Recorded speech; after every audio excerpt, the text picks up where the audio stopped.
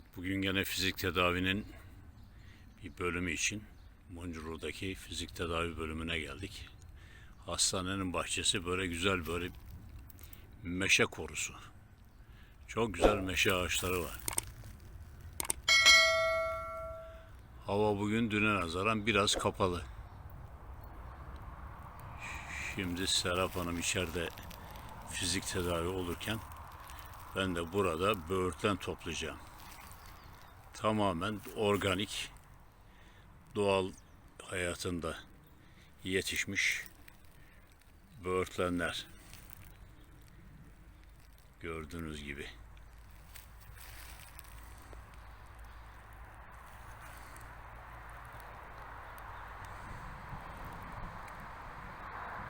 Korunun görünümü böyle. Bunlar da böğürtlenler. Bunları tek tek toplayacağım. Sonra marmelat yapacağım.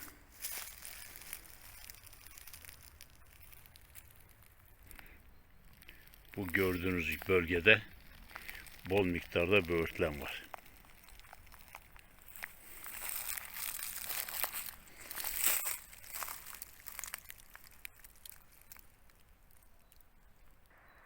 Burası yeşillik olmasına rağmen, koru olmasına rağmen enteresan bir şekilde kuş yok. Kuş sesi hiç duyamıyoruz nedense. Evet, burası neredeyse bir böğürtlen tarlası. Şimdi bunları teker teker toplayacağım.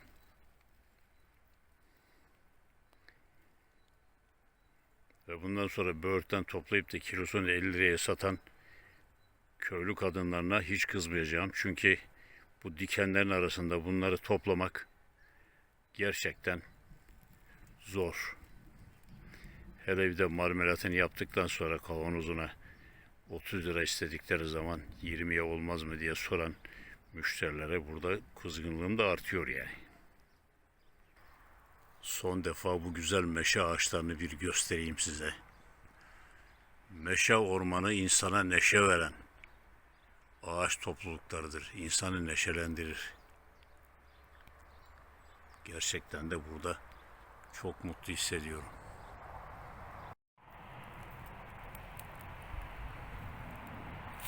Evet, böğürtlen ağaçlarımız, çallarımız daha doğrusu. Bunların nasıl dikenli ve zor toplanır olduğunu göstermek için şöyle yakından plan göstereyim. Bunun hem dallarında hem yapraklarında hem de kendisinin meyvesinin etrafında dikenler var. Bunları böyle tek tek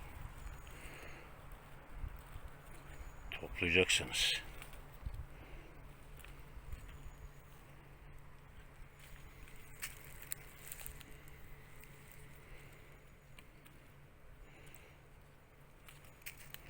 Yani anlayacağınız zor iş.